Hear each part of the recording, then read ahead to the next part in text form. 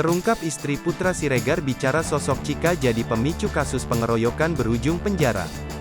Heboh jadi perbincangan publik kasus pengeroyokan yang dilakukan pengusaha Putra Siregar dan Rico Valentino terhadap Nur Alamsyah.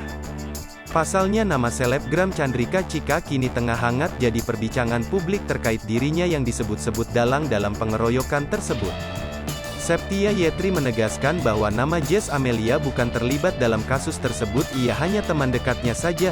Dilansir dari YouTube Intense Investigasi, Kamis, tanggal 21 April tahun 2022.